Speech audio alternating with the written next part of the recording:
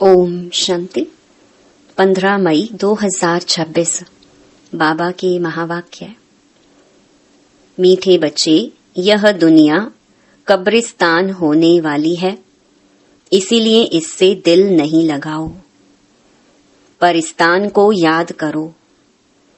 प्रश्न: तुम गरीब बच्चों जैसा खुश नसीब दुनिया में कोई भी नहीं। क्यों? उत्तर: क्योंकि तुम गरीब बच्चे ही डायरेक्ट उस बाप के बने हो जिससे सद्गति का वर्षा मिलता है। गरीब बच्चे ही पढ़ते हैं। साहूकार यदि थोड़ा पढ़ेंगे भी तो उन्हें बाप की याद मुश्किल से रहेगी। तुम्हें तो अंत में बाप के सिवाय और कुछ भी याद नहीं आएगा, इसीलिए तुम सबसे खुश नसीब हो। गीत: दिल का सहारा टूट ना जाए। ओम शांति। बच्चों प्रति बाप समझा रहे हैं और बच्चे समझ रहे हैं कि बरोबर यह जमाना अब कब्रिस्तान बनने वाला है। पहले यह जमाना परिस्तान था, अब पुराना हो गया है, इसीलिए इनको कब्रिस्तान कहते हैं। सबको कब्र दाखिल होना है। पुरानी चीज कब्र दाखिल होती है, अर्थात मिट्टी में मिल जाती है।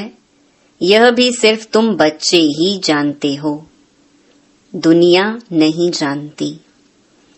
कुछ विलायत वालों को मालूम होता है कि कब्र दाखिल होने का समय दिखता है। तुम बच्चे भी जानते हो कि परिस्तान स्थापन करने वाला हमारा बाबा फिर से आया हुआ है। बच्चे यह भी समझते हैं, अगर इस कब्रिस्तान से दिल लगाई तो घाटा पड़ जाएगा।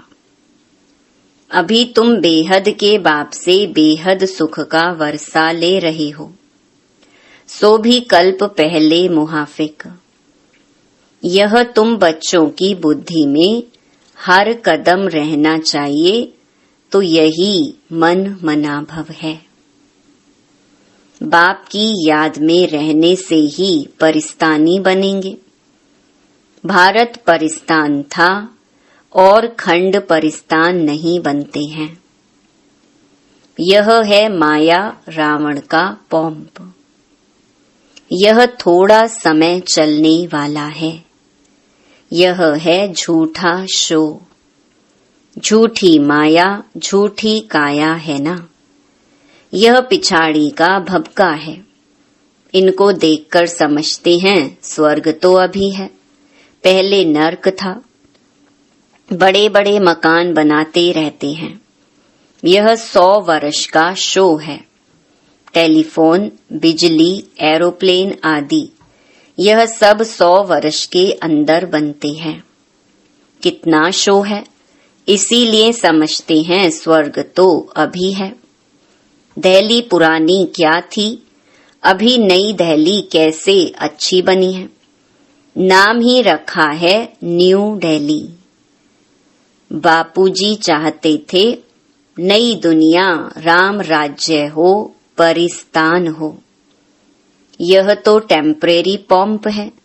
कितने बड़े बड़े मकान, फाउंटेन आदि बनाते हैं, इनको आर्टिफिशियल स्वर्ग कहा जाता है, अल्पकाल के लिए।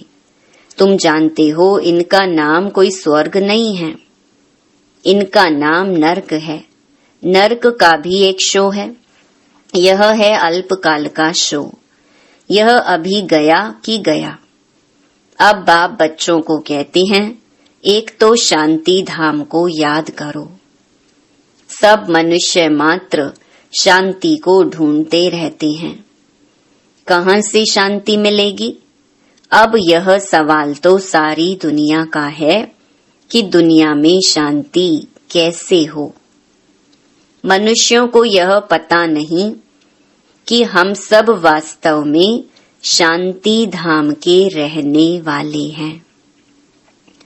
हम आत्माएं शांति धाम में शांत रहती हैं फिर यहाँ आती हैं पार्ट बजाने। सो भी तुम बच्चों को मालूम है, अभी तुम पुरुषार्थ कर रहे हो सुख धाम जाने वाया शांति धाम। हर एक की बुद्धि में है हम आत्माएं अभी जाएंगी अपने घर शांति धाम। यहाँ तो शांति की बात हो नहीं सकती, यह है ही दुख धाम।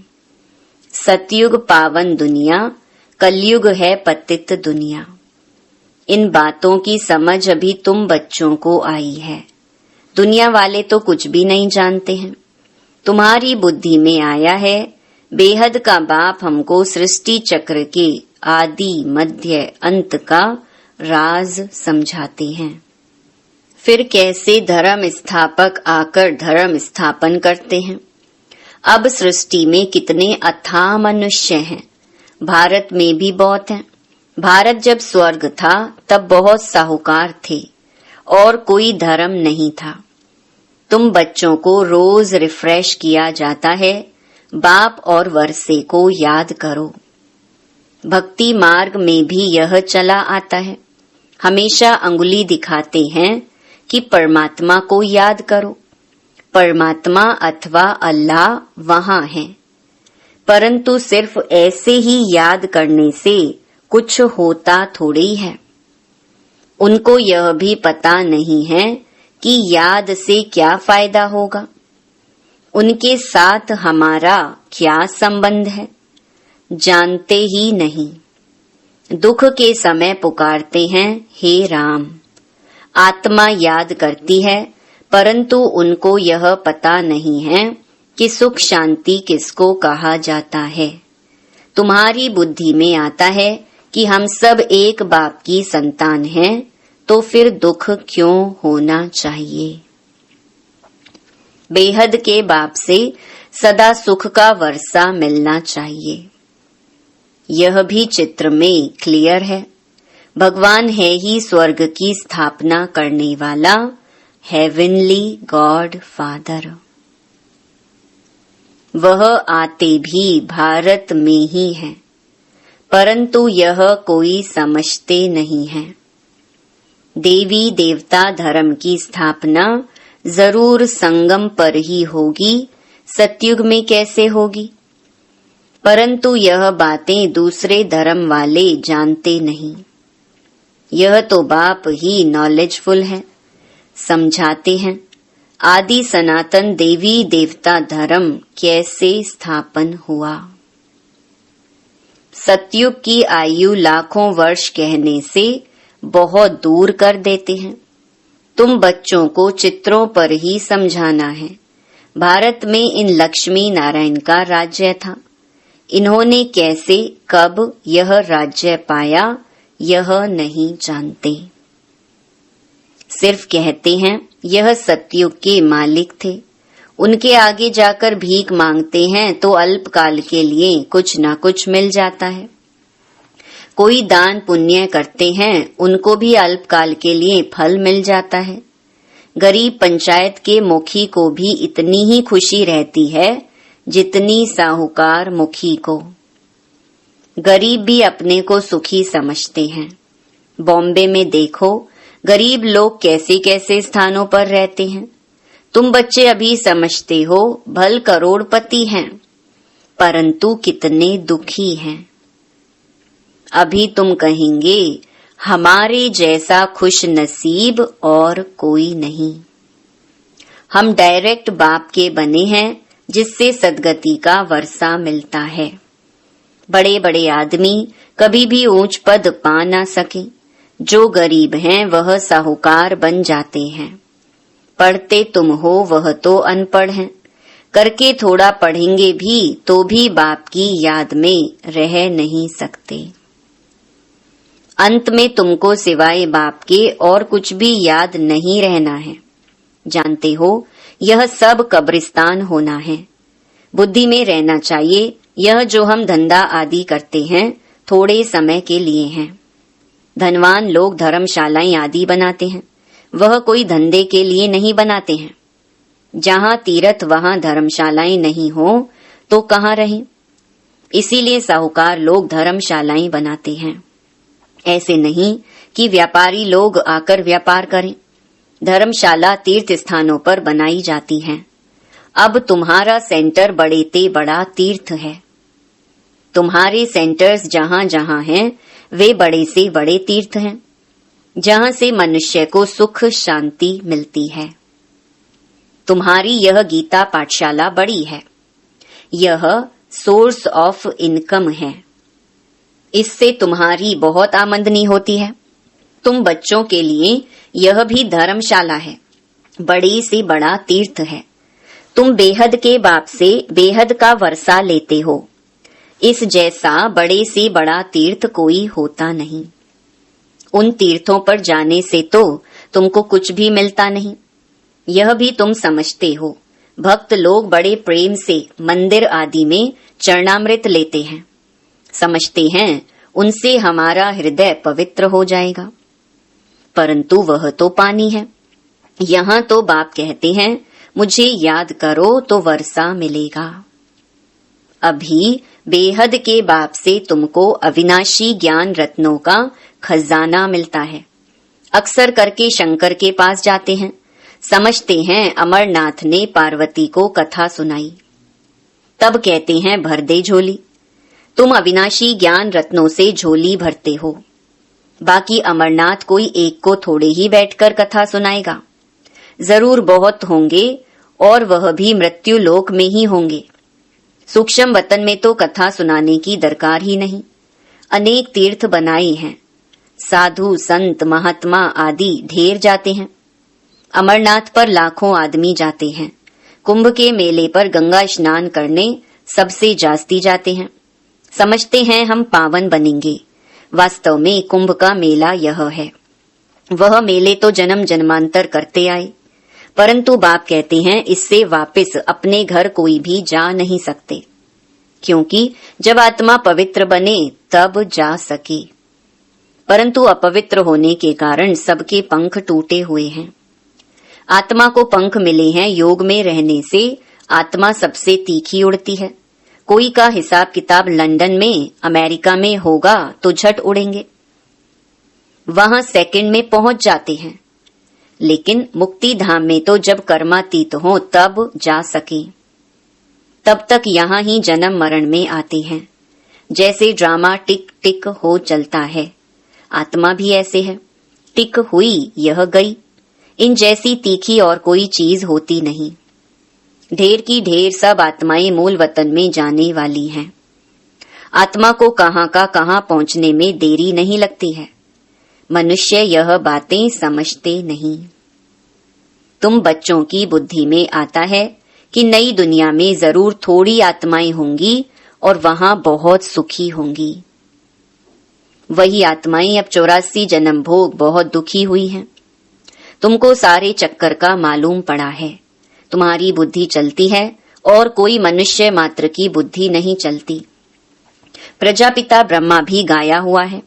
कल्प पहले भी तुम ऐसे ही ब्रह्मा कुमार कुमारी बने थे। तुम जानते हो कि हम प्रजापिता ब्रह्मा के बच्चे हैं। हमारे द्वारा बाबा स्वर्ग की स्थापना करा रहे हैं। जब नंबरवार पुरुषार्थ अनुसार लायक बन जाएंगे तो फिर पुरानी दुनिया का विनाश होगा। त्रिमूर्ति भी यहाँ ही गाया हुआ है। त्रिमूर्ति का चित्र भी रखते हैं, उसमें शिव को दिखाते नहीं। कहा भी जाता है ब्रह्मा द्वारा स्थापना। कौन कराते हैं? शिव बाबा। विष्णु द्वारा पालना। तुम ब्राह्मण अभी लायक बन रहे हो देवता बनने के लिए। अभी तुम वह पार्ट बजा रहे हो, कल्प के बाद फिर बजाएंगे। तुम पवित्र बनते हो, कहते हो बाबा का फरमान है काम रूपी शत्रु को जीतो, मामेकम याद करो। बहुत सहज है। भक्ति मार्ग में तुम बच्चों ने बहुत दुख देखे हैं। करके थोड़ा सुख है तो भी अल्पकाल के लिए। भक्ति में साक्षात्कार होता है सो भी अल्पकाल के लिए तुम्हारी आश पूरी होती है। यह साक्षात्कार होता है वह भी मैं कराता हूँ। ड्रामा में नूंद है। जो पास्ट हुआ second by second drama shoot किया हुआ है।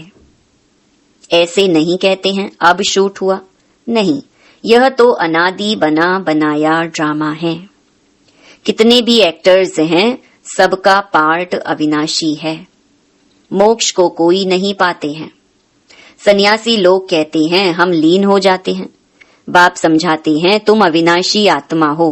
आत्मा बिंदी है, इतनी छोटी सी बिंदी में 84 जन्मों का पार्ट नूंधा हुआ है। यह चक्कर चलता ही रहता है। जो पहले पहले पार्ट बजाने आते हैं वही 84 जन्म लेते हैं। सब तो ले ना सके। तुम्हारे सिवाय और कोई की बुद्धि में यह नॉलेज नहीं है। ज्ञान का सागर एक ही बाप है। तुम जानते हो हम बाप से वर्षा ले रहे हैं। बाप हमको पतित से पावन बनाते हैं, सुख और शांति का वर्षा देते हैं। सतयुग में दुख का नाम निशान नहीं होता।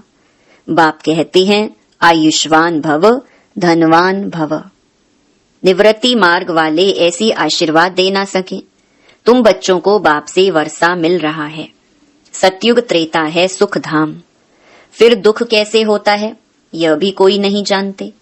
देवताएं वाम मार्ग में कैसे जाते हैं वह निशानियां हैं। जगन्नाथपुरी में देवताओं के चित्र ताज आदि पहने हुए दिखाते हैं। फिर गंदे चित्र भी बनाए हैं, इसीलिए उनकी मूर्ति भी काली रखी है, जिससे सिद्ध होता है देवताएं वाम मार्ग में जाते हैं तो अंत में बिल्कुल काले बन पड़ते हैं। अभी तुम जानते हो भारत कितना सुंदर था, फिर तमो प्रधान बनना ही है ड्रामा प्लान अनुसार। अभी संगम पर तुमको यह नॉलेज है। बाप है नॉलेजफुल। तुम्हारा एक ही बाप टीचर गुरु तीनों हैं। यह सदैव बुद्धि में रहे। शिव बाबा हमको पढ़ाते हैं, यह बेहद की पढ़ाई है जिससे तुम नॉलेजफुल बन गए हो। तुम सब कुछ जानते हो, वह कहते हैं सर्वव्यापी है। तुम कहते हो वह पतित पावन है। कितना रात दिन का फर्क है। अभी तुम मास्टर नॉलेजफुल बने हो नंबर वार। जो बाप के पास है वो तुमको सिखाते हैं। तुम भी सबको यह बताते हो बाप को याद करो तो 21 जन्मों के लिए वर्षा मिलेगा। अच्छा, मीठे मीठे सिकिलधे बच्चों प्रति माता पिता बाप दादा का याद प्यार और गुड मॉर्निंग। रूहानी बाप की रूहानी बच्चों को नमस्ते। धारणा के लिए मुख्य सार। पहला, स्वयं रिफ्रेश रहकर औरों को रिफ्रेश करने के लिए बाप और वर्षे की याद में रहना है और सबको याद दिलाना है। दूसरा, इस पुरानी दुनिया से, इस कब्रिस्तान से दिल नहीं लगानी है। शांति धाम सुख धाम को याद करना है। स्वयं को देवता बनने के लायक बनाना है। वरदान, ईश्वरीय अथॉरिटी द्वारा संकल्प व बुद्धि को ऑर्डर प्रमाण चलाने वाले मास्टर सर्वशक्तिवान भव। जैसे स्थूल हाथ पांव को बिल्कुल सहज रीति जहां चाहो वहां चलाते हो व कर्म में लगाते हो, वैसे संकल्प व बुद्धि को जहां लगाने चाहो वहां लगा सको। इसे ही कहते हैं ईश्वरीय अथॉरिटी। जैसे वाणी में आना सहज है, वैसे वाणी से परे जाना भी इतना ही सहज हो। इसी अभ्यास से साक्षात्कार मूर्त बनेंगे। तो अब इस अभ्यास को सहज और निरंतर बनाओ, तब कहेंगे मास्टर सर्वशक्तिवान। स्लोगन, स्वस्थिति शक्तिशाली हो तो परिस्थिति उसके आगे कुछ भी नहीं है। ये अव्यक्त इशारे सदा अचल अडोल एकरस स्थिति का अनुभव करो। आपके एकरस अचल स्थिति का ही यह अचल घर यादगार है। जैसे बाप दादा एकरस रहते हैं, वैसे बच्चों को भी एकरस रहना है। जब एक के ही रस में रहेंगे तो एकरस अवस्था में रहेंगे। क्यों शब्द की निशानी क्वेश्चन मार्क सभी से टेढ़ा होता है। जब क्यों क्या शब्द निकल जाएगा तब ड्रामा की भावी पर एकरस स्थैर्यम रह सकेंगे। अच्छा, ओम शांति।